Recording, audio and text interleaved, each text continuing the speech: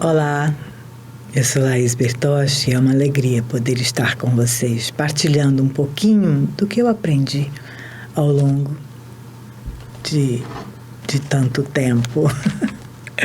Eu vou ler para vocês o livro em um parágrafo, não um parágrafo, mas uma leitura do Caminho, Verdade e Vida, capítulo 38, Pregações. E ele lhes disse: vamos às aldeias vizinhas para que eu ali também pregue, porque para isso eu vim. Marcos, capítulo 1, versículo 38. Nesse versículo de Marcos, Jesus declara ter vindo ao mundo para a pregação. Todavia, como a significação do conceito tem sido erroneamente interpretada, é razoável recordar que, com semelhante assertiva, o mestre incluía no ato de pregar todos os gestos sacrificiais de sua vida. Geralmente, vemos na Terra a missão de ensinar muito desmoralizada. A ciência oficial dispõe de cátedras, a política possui tribunas, a religião fala de púlpitos. Contudo, os que ensinam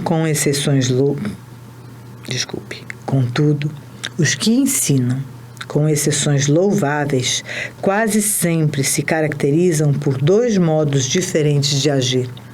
Exibem certas atitudes quando pregam e adotam outras quando em atividade diária. Daí resulta a perturbação geral, porque os ouvintes se sentem à vontade para mudar a roupa do caráter. Toda dissertação moldada no bem é útil. Jesus veio ao mundo para isso, pregou a verdade em todos os lugares. Fez discursos de renovação, comentou a necessidade do amor para a solução de nossos problemas. No entanto, misturou palavras e testemunhos vivos, desde a primeira manifestação de seu apostolado sublime até a cruz. Por pregação, portanto, o Mestre entendia igualmente os sacrifícios da vida, enviando-nos divino ensinamento. Nesse sentido, conta-nos o Evangelho que o Mestre vestia uma túnica sem costura na hora suprema do Calvário. Pensando, eu achei bastante impactante essa túnica sem costura e fiquei pensando no significado e, para mim, fez sentido de que não existia avesso ou direito. Tudo era uma coisa só. Tudo era o direito. Qual é o direito e qual é o avesso de uma túnica sem costura? E hoje a gente vai para a 7ª aula, saúde e doença. Para a 7ª conversa, né? Eu tomei a liberdade, como médica e como homeopata, de trazer um pouquinho mais para vocês do pensamento do Hahnemann, que é o pai da homeopatia, que, aliás, tem um textinho dele no Evangelho, segundo o Espiritismo. Saúde, expressão da força vital. O capítulo 9 do Organon da Arte de Curar, que foi a Bíblia da homeopatia, ele diz o seguinte... Parágrafo 9, perdão, foi um erro. No estado de saúde, a força vital imaterial autocrática, que dinamicamente anima o corpo material, o organismo, reina com poder ilimitado e mantém todas as suas partes em admirável atividade harmônica nas suas sensações e funções, de maneira que o espírito dotado de razão que reside em nós pode livremente dispor desse instrumento vivo e são para atender os mais altos fins de nossa existência. Então, Hahnemann está falando o seguinte, que toda a saúde, ela existe a partir, todo estado de saúde existe a partir dessa força vital e material que reina e dinamicamente habita e anima o corpo, com poder ilimitado, mantendo todas as partes em admirável harmonia, para que nós, espíritos imortais, possamos cumprir os altos fins da nossa existência. E nós temos um outro homeopata,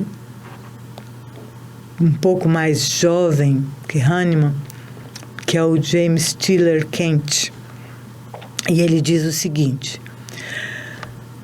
que no homem saudável existe uma harmonia entre vontade e entendimento. E a combinação desses dois, a vontade e o entendimento, constitui o próprio homem. Em conjunto, promovem vida,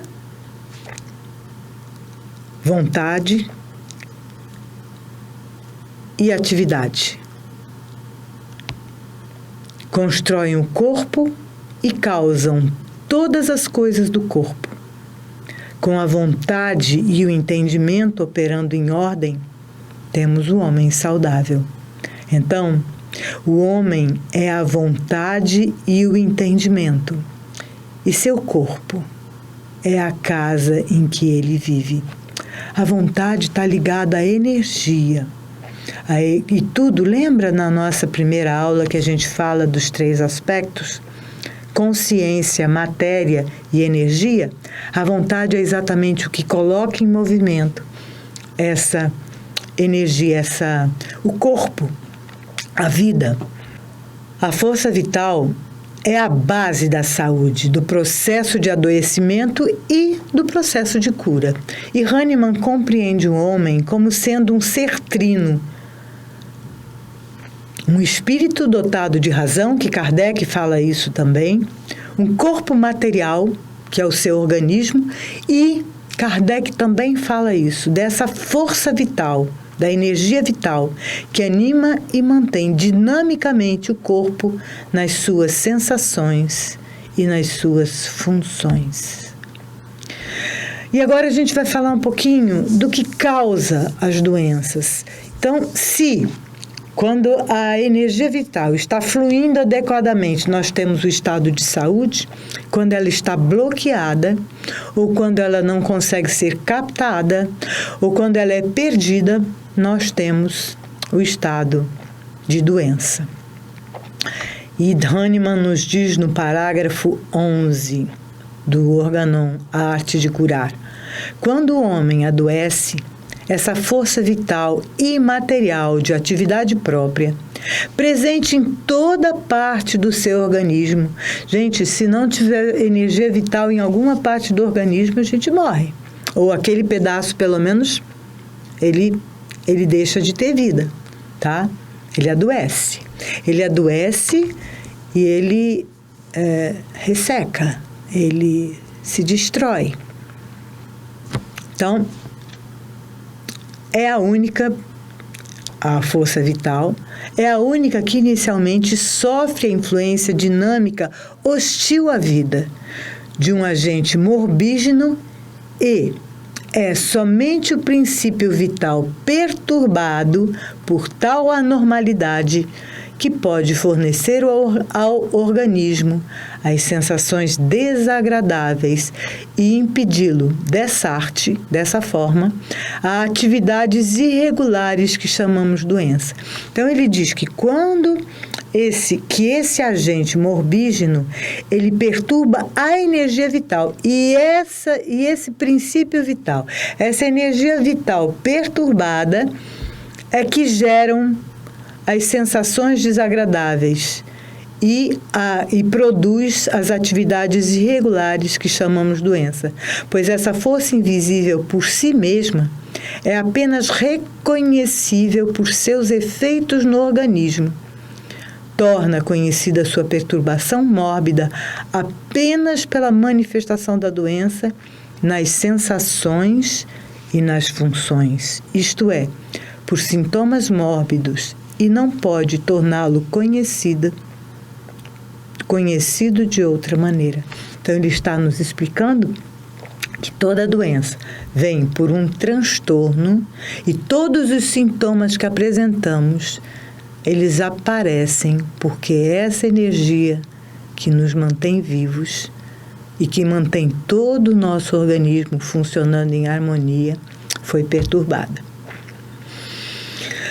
A força ou energia vital morbidamente afetada produz as doenças. E no parágrafo 12, nós temos: é somente a força vital morbidamente afetada que produz moléstias, de modo que os fenômenos mórbidos que são perceptíveis aos 5 sentidos expressam, ao mesmo tempo, toda mudança interna, isto é, toda perturbação mórbida do dinamismo interno. Organon, na arte de curar. Mas existe também um caminho de cura. Da mesma forma que a energia vital nos produz, se manifesta como, quando desequilibrada, como doença, ela também pode mostrar-se e pode manifestar-se como cura, se ela está funcionando, fazendo o organismo funcionar adequadamente. E aí, no parágrafo 8 do mesmo livro, Hahnemann fala que, removendo-se os sintomas mórbidos, restará a saúde. Então, se nós retirarmos o desequilíbrio da energia vital, aquele fator, aquele agente ou aquela situação que está produzindo o desequilíbrio da energia vital, naturalmente resta a saúde. E como são produzidos os sintomas mórbidos? Eles podem ser produzidos por agentes externos que bloqueiam o fluxo da energia vital, produzido por acidentes, intoxicações, etc. São causas exógenas, agentes exógenos podem perturbar a energia vital, ou agentes internos, que podem levar a um bloqueio do fluxo da energia vital produzido por engramas e desordens sistêmicas.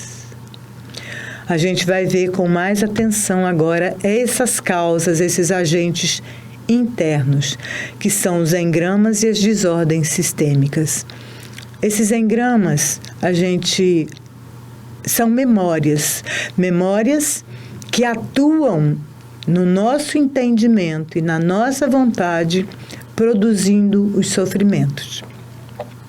Eles são originários, e essas desordens sistêmicas também, originários de vida passada ou por herança familiar, a maior parte deles. E eles são identificados, quer dizer, eles ocorrem por identificação com memórias limitantes, que produzem transtornos físicos, emocionais e mentais. O objetivo de qualquer cura é sempre manter a integridade sistêmica, e qualquer sistema sempre vai buscar isso. Da mesma forma, a energia vital está sempre tentando manter essa integridade sistêmica. A força vital sempre terá por objetivo a manutenção da homeostase no sistema, que é a vitalidade do campo mórfico que mantém. Lembra, o campo mórfico a gente também pode chamar de perispírito, ou a gente pode chamar o perispírito de campo mórfico, só que esse campo mórfico ele engloba também o campo mental, emocional e inclusive espiritual. Essas repercussões kármicas que geram esses sofrimentos, eles podem ser produzidos, né, por traumas, por hangovers, por postulados. Postulados são ideias fixas, são ideias que a gente mantém e, por exemplo, todos os homens são iguais. São mesmo. Isso é um postulado. E também podem ser produzidas por desordens. A gente chama de desordens do amor, que são desordens no sistema. E essas desordens, elas são produzidas por desequilíbrio no pertencimento, na ordem de precedência e no equilíbrio entre o dar e o receber. Falando um pouquinho mais dessas repercussões kármicas, o que elas são? Elas são bloqueios na nossa energia produzida por memórias de experiências passadas. Claro, se elas geralmente são frutos do trauma ou de uma vida de muito sofrimento. Então, se a gente tem, por exemplo, uma experiência de tortura e morre numa experiência de tortura, a gente morreu numa situação traumática, né? E que pode produzir uma memória que vai continuar atuando apesar da morte física ter acontecido. Mas essas situações, elas são tão intensas, elas geram tanto sofrimento que quando o espírito renasce, ele acaba conectado, ligado a esses sofrimentos novamente. Isso acontece com os traumas, por exemplo, que eu estava comentando. Pode acontecer também com uma vida de escravidão. Uma vida em que a pessoa ela está todo o tempo subserviente e sob o poder de uma outra pessoa. Ou então, quando ela tem, por exemplo, uma vida de fome, uma vida de miserabilidade, uma vida miserável, onde ela vive apenas para a sobrevivência do corpo. Tudo isso produz o que a gente chama de hangover. Hangover é como se fosse uma ressaca, é uma vida de ressaca. Lembra do Hard, aquele que dizia: ó céus, ó vida, ó azar? Então, isso é característico de uma situação de hangover, em que ele é um termo utilizado pelo Hans Tendan, que é o terapeuta de vida passada, que ele fala exatamente isso. São aquelas situações que perduram e a gente morre, o corpo físico morre, mas a mente ficou aprisionada naquela condição de sofrimento. Os postulados, eles são criados a partir dessas experiências. Por exemplo, quando eu digo, estou numa sessão de tortura e digo: enquanto estiver doendo, eu estou vivo. Enquanto eu estiver doendo, eu estou vivo. Enquanto eu estiver doendo, eu estou vivo. O meu corpo pode morrer, mas a minha mente ficou fixada naquele pensamento. Enquanto eu estiver doendo, eu estou vivo. O que vai acontecer? Quando eu renascer na Terra, eu vou esperar viver coisas que doam, situações, e vou me colocar em situações que doam. Por quê? Porque enquanto estiver doendo, eu estou vivo. Enquanto estiver doendo, eu estou vivo. Já nas ordens do amor, nas ordens sistêmicas, em primeiro lugar, eu tenho o pertencimento. A ordem do pertencimento é o seguinte: todos que entram num sistema, ou que pertencem ao sistema, têm igual direito ao pertencimento. A segunda ordem, segunda lei sistêmica é a ordem de precedência.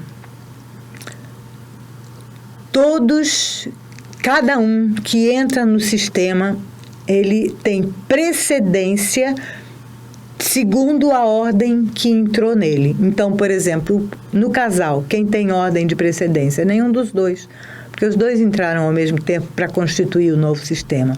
Em relação aos filhos, quem tem precedência?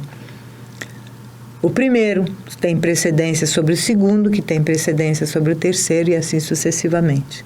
Numa empresa, A precedência é sempre daquele que entrou antes, que entrou primeiro. Por isso é que às vezes gera muito desconforto quando é trazido alguém de fora para uma posição de vantagem, uma posição maior dentro da empresa. Não funciona muito bem e gera um certo desconforto. E a terceira lei é o equilíbrio entre dar e receber. A gente tem que equilibrar essa balança. Tudo que eu dou para alguém, aquele alguém tem que retribuir. Não precisa ser igual, mas que seja significativamente igual para ele. Para que, aí falamos novamente da energia, isso é energia vital, ok? Então, a gente tem que equilibrar, equiparar essa energia para que o sistema continue em harmonia. Se alguém libera essa energia, se alguém não investe mais na relação, aquela relação tende a acabar, quando ele não coloca mais energia ali. Por isso ele não está mais contribuindo, não está mais equilibrando o que ele recebe e o que ele dá. Por isso muitos relacionamentos acabam. Quero fazer um convite agora para vocês, um exercício para a limpeza do campo energético. E a gente de novo imagina no nosso lugar de cura, bem sentado, ou, se você preferir, deitado. Um lugar onde você se sinta absolutamente você mesma e que você esteja confortavelmente instalado. Imagina agora que o dia está findando e que uma delicada luz azulada, prateada da lua penetra nesse lugar e fica tudo com uma luz sutil, mas que capacita você a observar o seu campo áurico. E você naturalmente se desloca do seu corpo, fica fora dele e olha para ele. E olhando para o seu corpo, você vai perceber a cor do seu campo áurico. Perceba. Basta você olhar não para o corpo em si, que está deitado ou sentado, mas um pouquinho além, para o contorno dele. E você vai perceber o seu campo áurico. Isso é fácil ver e você pode treinar, inclusive, com as pessoas. Se você tiver um fundo claro ou um fundo homogêneo, é mais fácil. E aí, você vai perceber que cor tem o seu campo áurico. Perceba se ele está uniforme. Tem algum bloqueio? Tem alguma cor diferente no seu campo áurico? Qual é a cor desse bloqueio? E se tem, imagina que cor poderia vir para você, ou a partir da sua alma, ou externamente, para poder dissolver aquele bloqueio. E você vai inspirar essa cor, vamos supor, uma cor rósea, para retirar um bloqueio marrom.